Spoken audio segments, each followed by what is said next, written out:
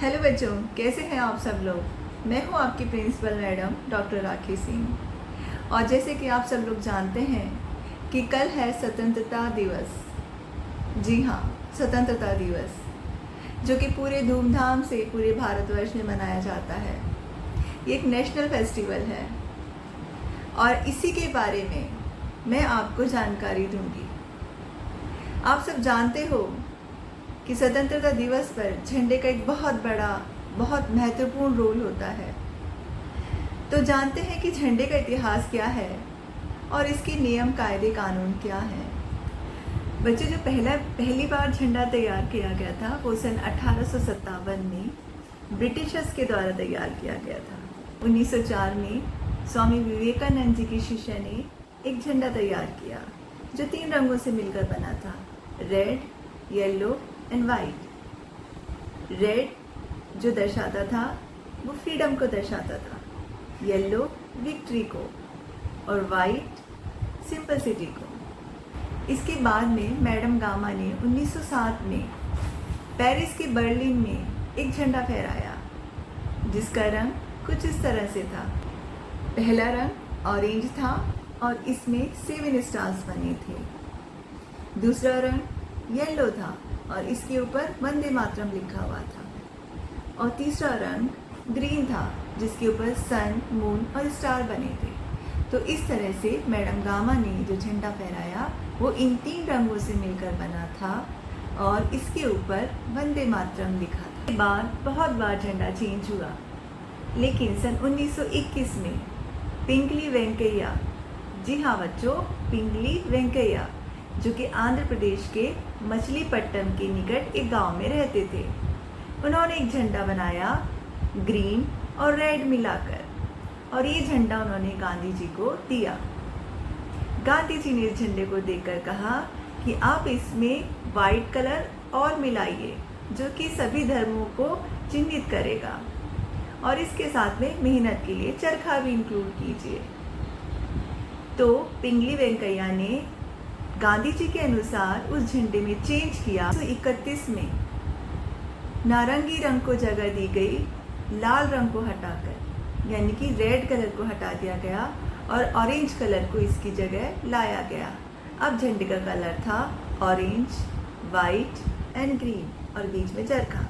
लेकिन 22 जुलाई 1947 को जो झंडा स्वीकार किया गया उसमें चरखे की जगह अशोक स्तंभ से लिया गया 24 तीलियों का चक्र था, जिसे अशोक चक्र भी कहा जाता है। गांधी जी पहले इसे अपनाने को तैयार नहीं थे। उन्होंने कहा कि मेहनत के लिए चरखा ही सिंबल होना चाहिए, लेकिन काफ़ी समझाने बुझाने पर जब सबने कहा 24 तीलियां मतलब 24 घंटे का, तब गांधी जी जाकर माने और अशोक चक्र को हमारे झंडे में जगह मिली। तो इस तरह से 22 जुलाई 1947 को हमारा प्यारा तिरंगा बनकर तैयार हुआ, जिसके सबसे ऊपरी भाग में नारंगी रंग था, बीच में सफ़ेद और सबसे नीचे ग्रीन, और इसके बीचों बीच अशोक चक्र था। बच्चों, क्या आप जानते हो कि हमारे झंडे का अनुपात यानी कि मेजरमेंट क्या है? जो झंडे का अनुपात होता है वो होता है 2:3 का, और इसी अनुपात को मद्देनजर रखते हुए सभी झंडों का निर्माण किया जाता है।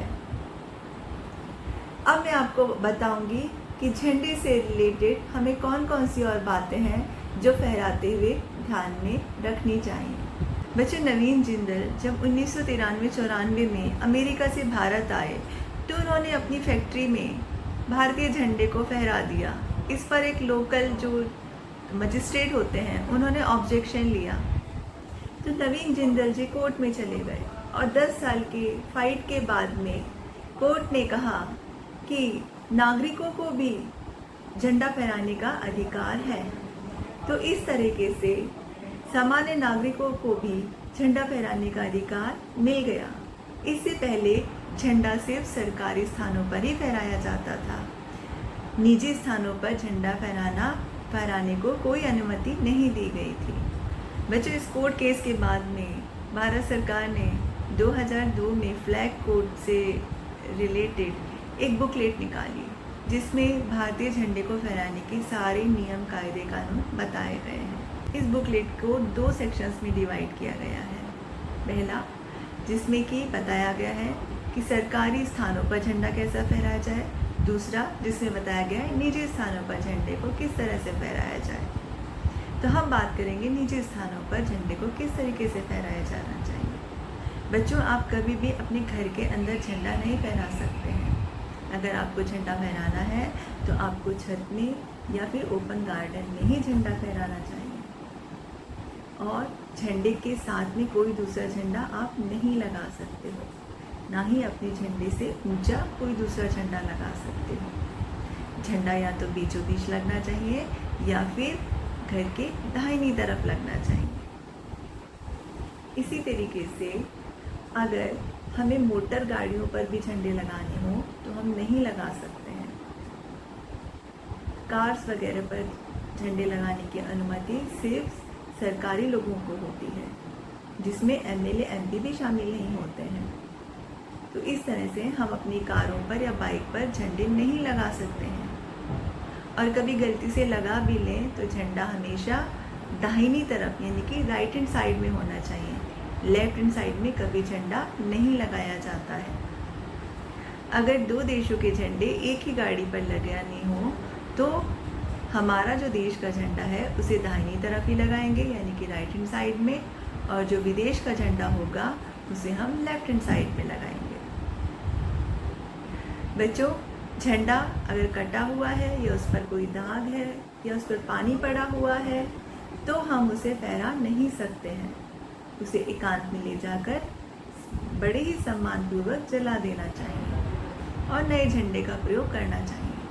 झंडा सिर्फ खादी या सिल्क का ही बना होना चाहिए। ऐसा ना होने पर 3 साल की सजा भी हो सकती है। और झंडे को अगर बारिश है तो आप फहरा सकते हैं, लेकिन पानी अलग से लगना वो नहीं लगना चाहिए। बारिश का पानी चलेगा, लेकिन बारिश नहीं हो रही है और झंडे में पानी लग गया तो वो नहीं चलेगा।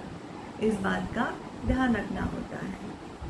बच्चों, झंडे के ऊपर कभी भी कुछ नहीं लिखा जा सकता है, ना ही कुछ लगाया जाता है। झंडे का प्रयोग कमर्शियल यूज़ के लिए भी नहीं किया जा सकता है। झंडे में कभी कोई चीज़ को लपेटा नहीं जाता है। सिर्फ जो लोग शहीद होते हैं, जो देश के लिए मर जाते हैं, उन्हीं लोगों की बॉडी को झंडे में कवर किया जाता है। जैसे कि बहुत बार आप लोगों ने देखा होगा, अगर किसी देशभक्त की या किसी सैनिक की मृत्यु हो जाती है, वो शहीद हो जाता है, तो उसके पार्थिव शरीर को झंडे से यानी कि तिरंगे से लपेटा जाता है और बाद में इस झंडे को उतार कर एकांत में जला दिया जाता है। तो झंडे में आप सिर्फ और सिर्फ सैनिकों के या शहीदों के पार्थिव शरीर को ही लपेट सकते हैं। अन्य किसी चीज़ को यदि लपेटा गया तो उसके लिए भी 3 साल की सज़ा हो जाती है। बाद में एक और सुधार किया गया कि आपने देखा होगा बहुत सारे लोग टी शर्ट्स के ऊपर झंडा लगाते हैं, क्रिकेट में तो देखा ही होगा। तो ये अलाउ कर दिया गया, अगर आप अपने शर्ट में या कमीज़ में झंडा लगाना चाहते हैं तो याद रहिए वो चीज़ कमर से ऊपर होनी चाहिए, कमर से नीचे झंडा नहीं बनना चाहिए। तो कमर से ऊपर आप अपनी शर्ट पर झंडा लगा सकते हैं। बच्चों, अगर कोई स्पीच देते वक्त झंडा फहराता है तो याद रखिए जो स्पीकर है उसका पोडियम झंडे से थोड़ा आगे होगा और स्पीकर के पोडियम के राइट हैंड साइड में झंडा होना चाहिए। जैसे कि आपने बहुत बार लाल किले पर देखा होगा कि झंडा प्रधानमंत्री जी के थोड़ा पीछे राइट हैंड साइड में रहता है। बच्चों, स्वतंत्रता दिवस पर झंडा प्रधानमंत्री जी फहराते हैं और गणतंत्र दिवस पर यानी कि रिपब्लिक डे पर झंडा राष्ट्रपति जी के द्वारा फहराया जाता है। और इन दोनों के फहराने की जगह भी अलग अलग है। बच्चों, आशा करती हूँ कि आज का ये वीडियो आपको अच्छा लगा होगा। अगर अच्छा लगा हो तो इसे अपने दोस्तों के साथ और अपने रिश्तेदारों के साथ आप शेयर ज़रूर कीजिए ताकि उनको भी ये महत्वपूर्ण जानकारी मिल सके। और मैं आगे आप लोगों के लिए ऐसे ही महत्वपूर्ण जानकारी लेकर आती रहूँगी जो कि प्रिंसिपल डेस्क से होगा। तो बच्चों, इसी के साथ जय हिंद, जय भारत।